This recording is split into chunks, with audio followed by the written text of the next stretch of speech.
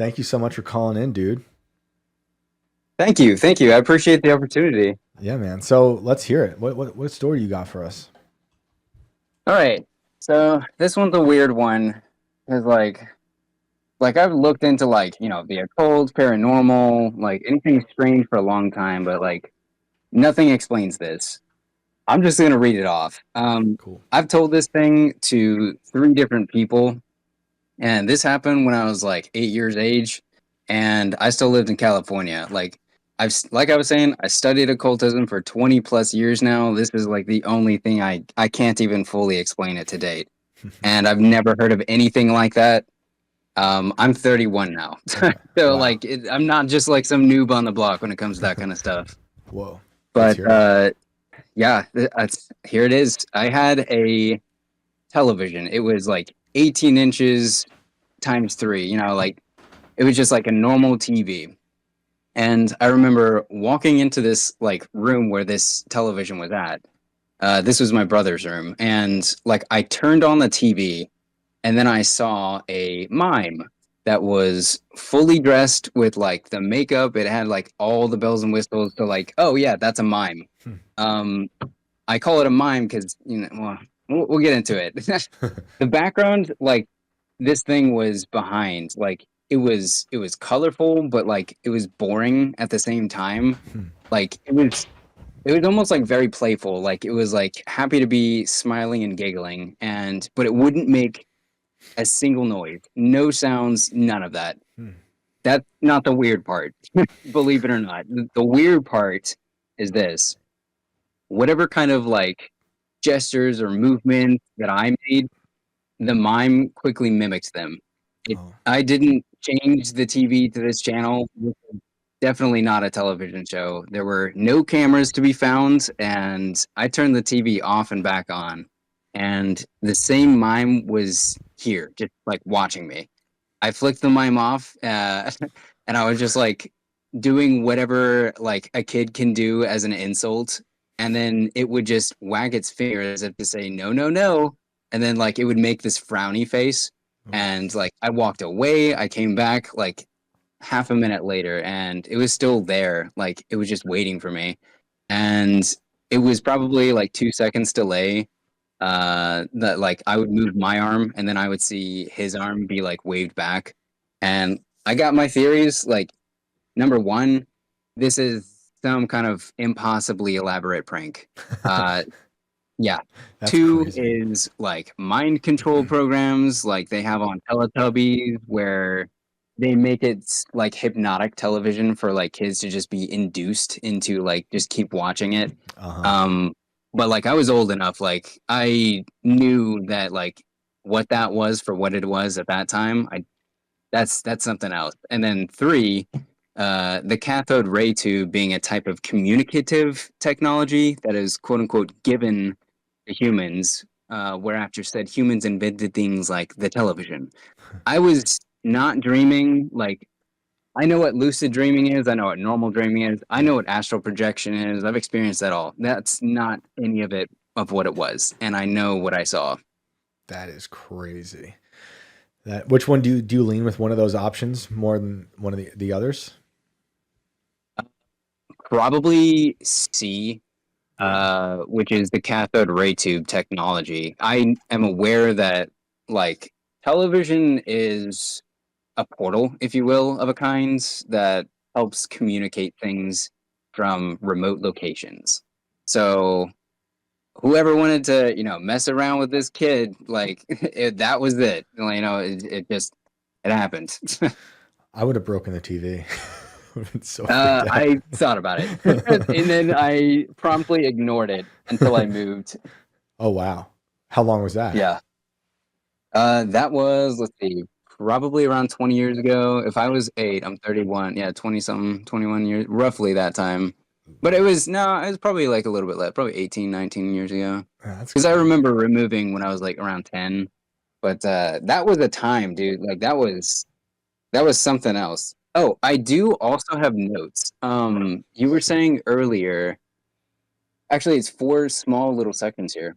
Yeah. One is you're right about gauging when it's important to say things in relation to bringing up the youngins. Like, yes, Mm, you don't want to teach them about fire so directly that you have them place their hand in it. But you mm, do want to warn them about the idea of it before they get close to it, if they ever do. yep. Discernment is key, and it can be gained at least a couple ways. One such way is the spirit, capital S, another through rigorous study. Mm, That was point one. The second one was, personally, I think most people are practicing a form of Satanism, even Christians, and following what the herd mentality is oriented towards, mm, because they make it all exoteric, like externalized. To give a key example, yes, look at etymology. You should 100% look at etymology, mhm, specifically the word religare in Latin.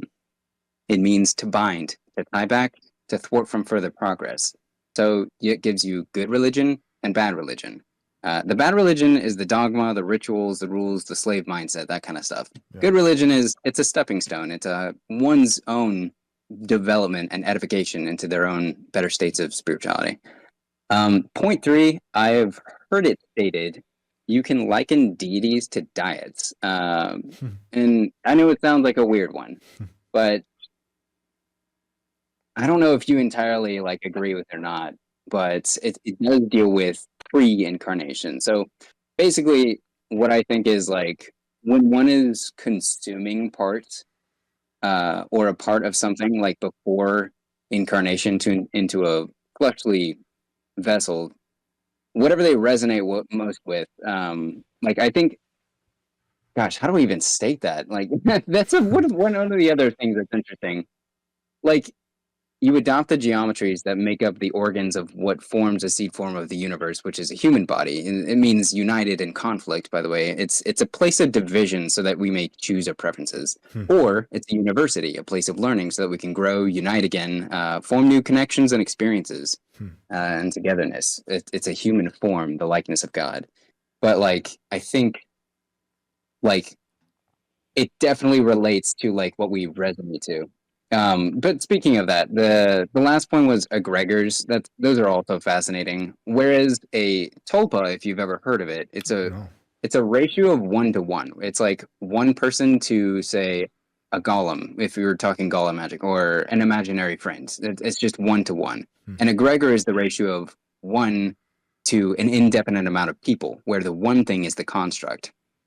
But I've heard like sorry, I've argued before like a deity of a religion, no matter what, is just that. It's an egregor. Like there's been debate on it, and like I don't know. For me, I make the distinction between that and what I've come to call like source. hmm, Like because it's just interesting like when you really sit down with this stuff and you look at it, to me the funny thing about deities is that like if you partake of the worship within a pantheon of a deity, you're also partaking of worshiping that deity's arch nemesis, and hmm, vice versa. If hmm. you were to worship the bad guy, you're also worshiping the good guy, You're because it's summoning a both. system. Yeah, It's closed. that makes sense. That's wild. Can But yeah. you real quick go back to what you mean like with Christians and other people practicing a lot of Satanism without even realizing it?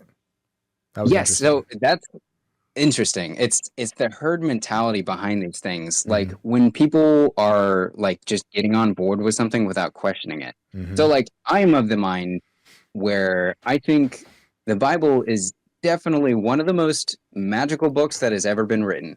There's no question about it. yep. However, I do think that the insertion of human hands in order to create something, that's where the flaw comes in. Like, yes, I believe in divine inspiration, but I don't take it 100%. Like, I don't necessarily believe every single word in it, but I do look at the spirit of what was written. Hmm, That I respect. I can respect that no matter what. right. And like for me, like I don't know.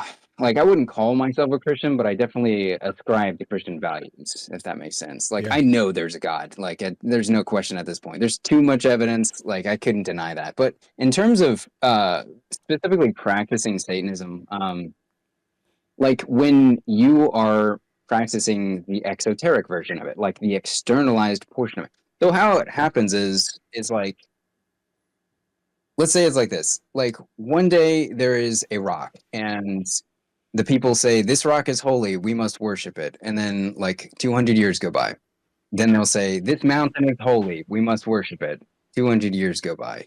That flaming ball in the sky, that's the sun. That thing's holy, we must worship it. What you see, what's happening every time is it's bringing what was inside you outside of you, and it's pushing it further and further and further away.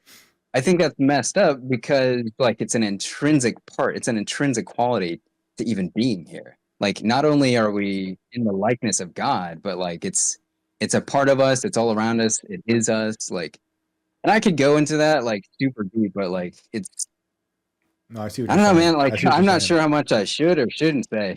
No, I think that's interesting. And I think it just made me think of like how I see a lot of people today and Christians, all types of people worshiping a false idol. You know, you talk about a rock Yeah. or a sun, you know, you name it, a celebrity, anyone. It's very prevalent where people have just turned everything into something they worship, and it shackles them to the material world, which I think is it becomes a problem for sure. But also, before I let you go, if you could describe what you mean by the source. So source is interesting. It's part one of three parts. The source is like the intrinsic qualities that make up the eternal nature of the existence. The second part is the filtering mechanism. It refracts the light into sound and produces the frequencies. It's like the distinction between noise and sound. Like noise is just all of it. The sound is like the filtering process, basically. Mhm. The third component is the the hologram. That's basically how I've come to conceptualize of it. Like I can't know it directly, but I can experience it, and like I can come up with terms that can try to describe it. That's how I would describe what I call God, or yeah, And, that's basically it. and what is the hologram? Is that like the world? The hologram is all of the components inside of the system. You know how Okay. God is like a closed circuit? Hmm. You think about it conceptually. Well, all of the parts that are making up that circuit, like all of the material forms that have been manifested over time, or it's like the planets, the earths, the cycles of the seasons and all that kind of stuff that fits inside the picture, like all those little puzzle pieces. When you get all the puzzle pieces together, that's one perspective, you know? Yep. No, that's awesome. Awesome. I appreciate you telling the story and also taking notes to share. That's amazing. If you have more stories, you got to call in sometime, dude. We really appreciate it. Sure. I'm also a good talk whenever you want to get into it. Like the Sick. whole, I don't know, like it's just whatever. But you know where to get me if you want to go into it. Yeah, man. No, we'll have you back for sure. I really appreciate it. Have a good night, dude. Yeah, man. Bye. Thank you for having me on. Yeah, dude. That was awesome. I love that. Wow, stuff. Everyone start taking more notes. I like that. I like that.